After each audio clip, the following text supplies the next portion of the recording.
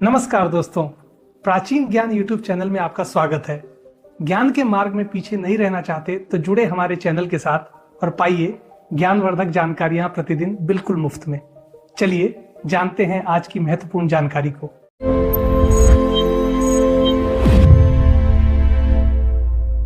भारतवर्ष की भूमि अनादिकाल से ही अपने गर्भ में अनेक रहस्य और वरदान छिपाए हुए हैं। यहाँ के वन, पर्वत, नदियां और वृक्ष सभी किसी न किसी दिव्य कथा या अलौकिक गुण से जुड़े हुए हैं। इन असंख्य वरदानों में से एक है अमृतवल्ली, जिसे हम सामान्य भाषा में गिलोय या गुडूची के नाम से जानते हैं। यह कोई साधारण बेल नहीं है, यह तो धरती पर साक्षात अमृत का ही एक स्वरूप है। इसकी उत्पत्ति की कथा किसी भी मनुष्य को आश्चर्य और श्रद्धा से भर देने के लिए पर्याप्त है। यह बेल अपने नाम के अनुरूप ही अमृत के गुण रखती है, जीवन देने वाली और मृत्यु को दूर रखने वाली। आयुर्वेद के महान ग्रंथों में इसे जो स्थान प्राप्त है वह अकारण नहीं है। इसकी हर पत्ती, हर तने का टुकड़ा जीवन शक्ति से ओतप्रोत है। इस दिव्य पौधे का महत्व केवल इसके औषधीय गुणों तक सीमित नहीं है, अपितु इसका एक गहरा आध्यात्मिक और पौराणिक आधार भी है। इसे देवों का आशीर्वाद माना जाता है, जो मानवता के कल्याण के लिए पृथ्वी पर अवतरित हुआ। जंगलों में, बाड़ों पर, बड़े बड़े वृक्षों पर चढ़ती हुई यह बेल मानो हमें यह संदेश देती है कि सहारा लेकर भी ऊंचा उठा जा सकता है और दूसरों को जीवन दिया जा सकता है। इसकी जड़ें जितनी गहरी भूमि में जाती हैं, इसके गुण भी उतने ही गहरे और प्रभावी होते हैं। आज हम उसी अमृतवल्ली की उत्पत्ति की उस महाकथा को जानेंगे, जो हमें सतयुग के उस स्वर्णिम काल में ले जाएगी, जब देव और असुरों ने मिलकर एक महान यज्ञ किया था। यह कथा केवल एक पौधे के जन्म की नहीं, बल्कि आशा, जीवन और अमरता की कथा है। एक ऋषि की कथा। पौराणिक काल में जब गिलोय पृथ्वी पर उग तो आई थी, परंतु उसके अद्भुत गुणों से अधिकांश लोग अपरिचित थे। यह वनों में अन्य बेलों के समान ही फैली हुई थी। कहते हैं कि एक बार एक महान ऋषि, जो आयुर्वेद के प्रकांड पंडित थे, वे घने वन में तपस्या कर रहे थे। उनका नाम महर्षि जीवक था। वे प्रकृति के रहस्यों को जानने और ऐसी औषधियां खोजने में लगे रहते थे जो मानवता को असाध्य रोगों से मुक्ति दिला सकें। एक दिन वन में भयंकर सूखा पड़ा। नदी, तालाब सब सूख गए। पेड़ पौधे मुरझाने लगे।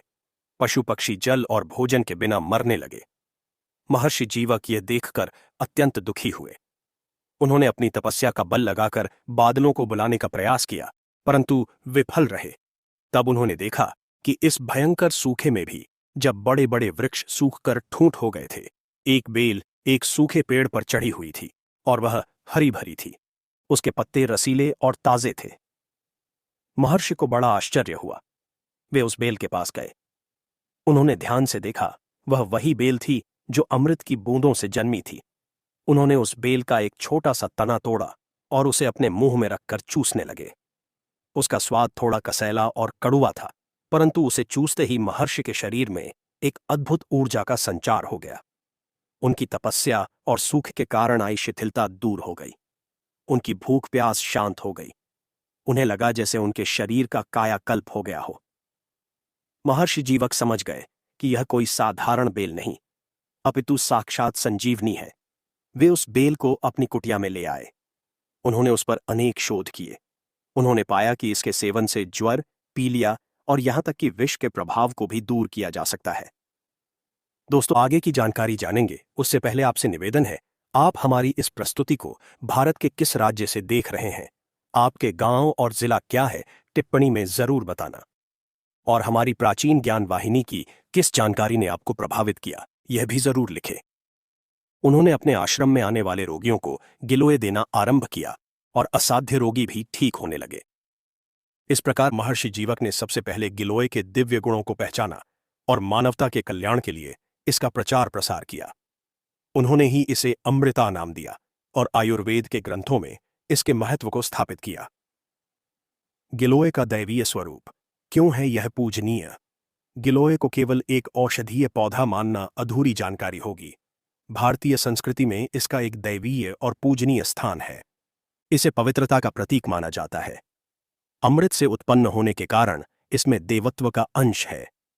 कई धार्मिक अनुष्ठानों और पूजा पाठ में गिलोय की लकड़ियों का प्रयोग समिधा के रूप में किया जाता है। माना जाता है कि गिलोय की समिधा से यज्ञ करने पर वातावरण शुद्ध होता है, वायु में फैले रोगाणु नष्ट हो जाते हैं और एक सकारात्मक ऊर्जा का संचार होता है। यह भी माना जाता है कि जिस घर के आसपास गिलोय की बेल होती है, वहां नकारात्मक शक्तियां, भूत प्रेत और बुरी हवाओं का वास नहीं होता। यह एक सुरक्षा कवच के रूप में कार्य करती है। इसकी उपस्थिति मात्र से घर में सुख, समृद्धि और आरोग्य का वास होता है। कई लोग इसे अपने घर के द्वार पर लगाते हैं ताकि घर में प्रवेश करने वाली वायु इससे स्पर्श होकर शुद्ध हो जाए। गिलोय का संबंध देवगुरु बृहस्पति से भी जोड़ा जाता है। जो व्यक्ति बृहस्पति ग्रह के अशुभ प्रभावों से पीड़ित हों, उन्हें गिलोय की पूजा करने और उसका सेवन करने की सलाह दी जाती है। इससे न केवल स्वास्थ्य लाभ होता है, बल्कि ज्ञान, बुद्धि और विवेक में भी वृद्धि होती है। गिलोय का पौधा लगाना एक पुण्य कार्य माना गया है। यह उस यज्ञ के समान है जिसमें आप प्रकृति को कुछ देते हैं और बदले में प्रकृति आपको और संपूर्ण मानवता को आरोग्य का वरदान देती है। इसकी पूजा करना, इसमें जल देना और इसका संरक्षण करना, यह सब देवों की पूजा करने के समान ही फलदायी माना गया है। यह देवों का प्रसाद है जो पृथ्वी पर सभी के लिए सुलभ है। पौधे का वर्णन। पत्ते, तना, जड़ें। गिलोय की पहचान करना बहुत सरल है। यह एक बहुवर्षीय लता होती है जो पेड़ों और झाड़ियों के सहारे ऊपर चढ़ती है। इसके पत्ते हृदय के आकार के होते हैं, जो देखने में पान के पत्तों के समान लगते हैं। इन पत्तों का रंग गहरा हरा और सतह चिकनी होती है। इन पत्तों में भी अनेक औषधीय गुण होते हैं। इनका रस निकालकर सेवन करने से शरीर की प्रतिरोधक क्षमता बढ़ती है। गिलोय का सबसे महत्वपूर्ण भाग इसका तना होता है। इसका तना जब ताजा होता है तो हरे रंग का और गूदेदार होता है। जब यह पुराना हो जाता है तो यह भूरे रंग का और कठोर हो जाता है। इसकी बाहरी छाल कागज की तरह पतली होती है, जिसे हटाने पर अंदर का हरा गूदा दिखाई देता है। पुराने तनों पर छोटे छोटे दानों जैसे उभार देखे जा सकते हैं। यही तना औषधि के रूप में सर्वाधिक प्रयोग होता है। इसे कूटकर, उबालकर या चूर्ण बनाकर उपयोग में लाया जाता है। गिलोय की जड़ें भी बहुत गुणकारी होती हैं। ये जड़ें जमीन में गहराई तक जाती हैं और साथ ही इसके तने से भी धागे जैसी जड़ें निकलकर नीचे लटकती हैं, जो हवा से नमी सोखती हैं। इन जड़ों का प्रयोग भी औषधि निर्माण में किया जाता है। गिलोय के फूल बहुत छोटे होते हैं, जो गुच्छों में लगते हैं और हरे पीले रंग के होते हैं। इसके फल भी छोटे और गोल होते हैं, जो कच्चे होने पर हरे और पकने पर लाल रंग के हो जाते हैं। ये फल पक्षियों को बहुत प्रिय होते हैं।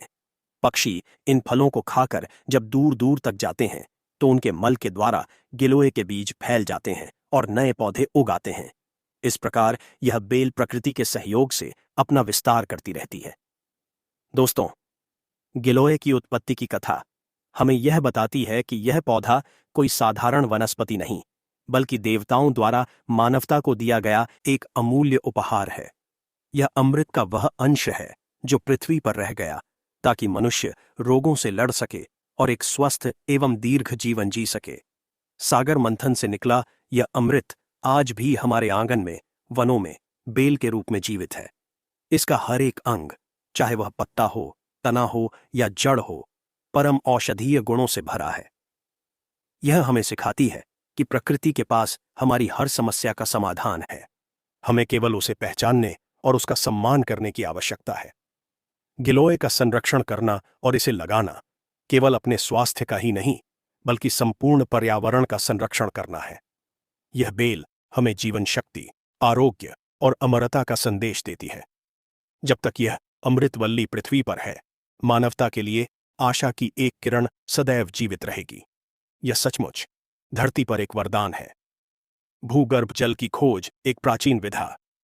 जल के बिना जीवन की कल्पना नहीं की जा सकती। यह केवल मनुष्यों के लिए ही नहीं, अपितु पेड़ पौधों, पशु पक्षियों और इस धरती के हर जीव के लिए अनिवार्य है।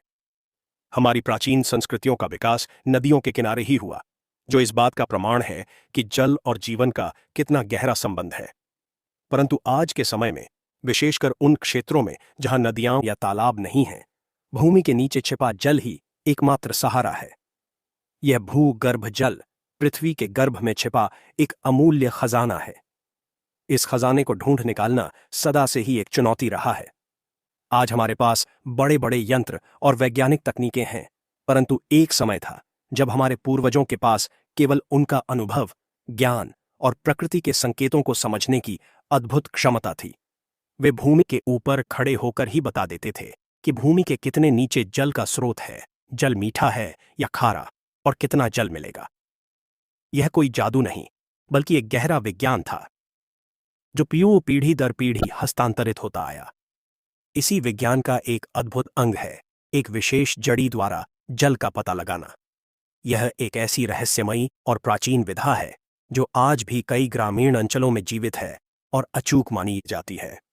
उस विशेष जड़ी की खोज। भूगर्भ जल का पता लगाने के लिए जिस जड़ी का प्रयोग किया जाता है वह कोई सामान्य जड़ी नहीं होती।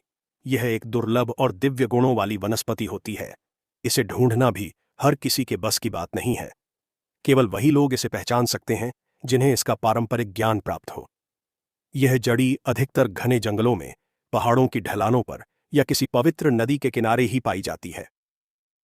कहा जाता है कि यह जड़ी उन्हीं स्थानों पर उगती है जहां पृथ्वी के भीतर जल की धाराएं एक विशेष प्रकार की ऊर्जा उत्पन्न करती हैं। यह जड़ी उस ऊर्जा को अपने भीतर सोख लेती है। इसकी पहचान इसके विशेष आकार, रंग और सुगंध से की जाती है। कुछ जानकार लोग बताते हैं कि यह जड़ी रात के समय हल्के प्रकाश से चमकती है। इसे प्राप्त करने का भी एक विशेष विधान होता है। इसे किसी शुभ मुहूर्त में, जैसे कि पुष्य नक्षत्र में या किसी विशेष पर्व के दिन ही भूमि से निकाला जाता है। जड़ी को निकालने से पहले उसकी पूजा की जाती है। उससे प्रार्थना की जाती है कि वह मानवता के कल्याण के लिए अपना सहयोग दे। उसे भूमि से निकालते समय इस बात का ध्यान रखा जाता है कि उसकी जड़ को कोई हानि न पहुंचे। जड़ी को प्राप्त करने वाले व्यक्ति को भी कुछ नियमों का पालन करना होता है, जैसे कि उसे शुद्ध और सात्विक रहना होता है। यह जड़ी एक प्रकार से पृथ्वी की नाड़ी है जो जल के स्पंदन को महसूस कर सकती है। जड़ी को सिद्ध करने की तैयारी। वन से जड़ी ले आने के पश्चात उसे तुरंत प्रयोग में नहीं लाया जाता। पहले उसे सिद्ध किया जाता है ताकि उसकी शक्तियां जागृत हो सकें। यह प्रक्रिया भी अत्यंत गोपनीय और महत्वपूर्ण होती है। जड़ी को लाकर सबसे पहले गंगा जल या किसी अन्य पवित्र नदी के जल से धोया जाता है। फिर उसे पूजा स्थान में एक साफ वस्त्र पर स्थापित किया जाता है। इसके बाद उस जड़ी के जानकार, जिन्हें जल परीक्षक या पानी बतावा भी कहते हैं, वे कुछ विशेष मंत्रों का जाप करते हैं। यह मंत्र उस जड़ी में दैवीय शक्तियों का आवाहन करने के लिए होते हैं। यह प्रक्रिया कई दिनों तक चल सकती है। इस दौरान जड़ी को धूप, दीप और नैवेद्य अर्पित किया जाता है। माना जाता है कि मंत्रों की शक्ति से वह जड़ी इतनी संवेदनशील हो जाती है कि वह भूमि के नीचे की सूक्ष्म से सूक्ष्म तरंगों को भी पकड़ने में सक्षम हो जाती है। तैयारी के अंतिम चरण में जड़ी को किसी विशेष तेल या लेप में डुबोकर रखा जाता है। यह लेप भी कई दुर्लभ वनस्पतियों को मिलाकर बनाया जाता है। यह सब करने से जड़ी अभिमंत्रित और सिद्ध हो जाती है। अब वह जल की खोज के लिए तैयार है। यह सारी प्रक्रिया बहुत धैर्य और श्रद्धा के साथ की जाती है। इसमें की गई छोटी सी भूल भी परिणाम को प्रभावित कर सकती है। अन्वेषण की प्रक्रिया। मुख में जड़ी। जिस दिन जल की खोज करनी होती है उस दिन जल परीक्षक सुबह स्नान करके, शुद्ध वस्त्र धारण करके और अपने इष्ट देव का ध्यान करके उस स्थान पर जाता है जहां जल की आवश्यकता होती है। यह प्रक्रिया अधिकतर सुबह या शाम के समय की जाती है, जब वातावरण शांत होता है। परीक्षक सबसे पहले उस सिद्ध की हुई जड़ी को अपने मुख में, जीभ के नीचे दबा लेता है। यह एक महत्वपूर्ण चरण है। जड़ी को मुख में रखने का कारण यह है कि हमारी जीभ और मुख का आंतरिक भाग अत्यंत संवेदनशील होता है। जब जड़ी को मुख में रखा जाता है तो उसका सीधा संपर्क हमारी नाड़ियों और मस्तिष्क से हो जाता है। इसके बाद परीक्षक नंगे पांव धीरे धीरे उस भूमि पर चलना आरंभ करता है। उसकी आंखें बंद हो सकती हैं या वह भूमि पर एकटक देखता हुआ चल सकता है। उसका पूरा ध्यान अपनी जीभ पर रखी जड़ी और अपने शरीर में होने वाली संवेदनाओं पर केंद्रित होता है। वह किसी से बात नहीं करता। पूर्ण एकाग्रता इस कार्य के लिए परम आवश्यक है।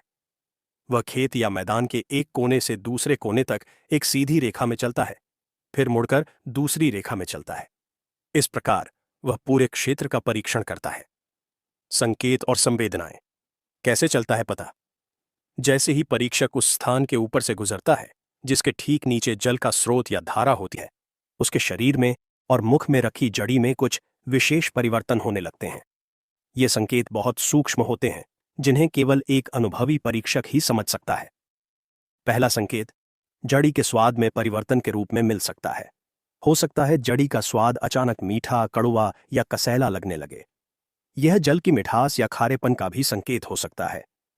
दूसरा और सबसे प्रबल संकेत है जड़ी में होने वाला स्पंदन या कंपन। जैसे ही नीचे जलधारा मिलती है, जड़ी हल्की हल्की कांपने लगती है, जैसे कि उसमें कोई नाड़ी धड़क रही हो। यह स्पंदन परीक्षक को अपनी जीभ पर स्पष्ट महसूस होता है। तीसरा संकेत शरीर के रोमों का खड़ा हो जाना है। जैसे ही वह सही स्थान पर पहुंचता है, जल की ऊर्जा के प्रभाव से परीक्षक के हाथ पैर के रोंगटे खड़े हो जाते हैं। चौथा संकेत जीभ या मुंह में पानी भर आना या मुंह का सूख जाना भी हो सकता है। कभी कभी परीक्षक को अपने कानों में जल के बहने की हल्की हल्की ध्वनि भी सुनाई देने लगती है। जब ये सभी संकेत एक साथ मिलते हैं तो परीक्षक उस स्थान पर रुक जाता है। वह उस स्थान को चिन्हित कर देता है। वह एक बार नहीं बल्कि कई बार अलग अलग दिशाओं से आकर उस स्थान का परीक्षण करता है ताकि कोई भूल ना हो। जब वह पूरी तरह से आश्वस्त हो जाता है तभी वह निर्णय देता है। गहराई का अनुमान, कितने हाथ नीचे है पानी। जल का स्थान पता कर लेना ही पर्याप्त नहीं है, यह जानना भी उतना ही महत्वपूर्ण है कि जल कितनी गहराई पर मिलेगा, क्योंकि यदि जल बहुत अधिक गहराई पर है तो उसे निकालने का व्यय भी अधिक होगा। इसका अनुमान लगाने की विधि भी इस प्राचीन विधा में है। गहराई का अनुमान लगाने के लिए परीक्षक जड़ी के स्पंदन की तीव्रता पर ध्यान देता है। यदि स्पंदन बहुत तीव्र और प्रबल है तो इसका अर्थ है कि जल का स्रोत बड़ा है और वह अधिक गहराई पर नहीं है। यदि स्पंदन हल्का और धीमा है तो जल या तो कम मात्रा में है या फिर बहुत अधिक गहराई पर है। कुछ जानकार परीक्षक एक और विधि का प्रयोग करते हैं। वे उस चिन्हित स्थान पर खड़े होकर जड़ी को मुंह में रखे हुए ही अपने हाथ में एक सिक्का या कोई धातु की वस्तु लेते हैं और उसे धीरे धीरे नीचे की ओर ले जाते हैं। जितनी ऊंचाई से उस सिक्के में आकर्षण या प्रतिकर्षण महसूस होता है, उस आधार पर वे गहराई का अनुमान हाथ या गज में बताते हैं। एक अन्य पारंपरिक विधि में वे उस स्थान पर खड़े होकर मन में गिनती गिनना शुरू करते हैं या कोई मंत्र जाप करते हैं। जितनी देर में उन्हें जड़ी से या अपने शरीर से पुनः वही प्रबल संकेत मिलता है, उस गिनती के आधार पर गहराई का एक गणितीय अनुमान लगाया जाता है। यह ज्ञान अत्यंत अनुभव और साधना से ही प्राप्त होता है। वे बता सकते हैं कि पानी 50 हाथ पर मिलेगा या 100 हाथ पर। दोस्तों, ये थे आज के महत्वपूर्ण ज्ञानवर्धक जानकारी। दोस्तों, इस प्रस्तुति को ज्यादा से ज्यादा साझा करें ताकि अन्य लोगों को भी यह जानकारी प्राप्त हो सके। धन्यवाद।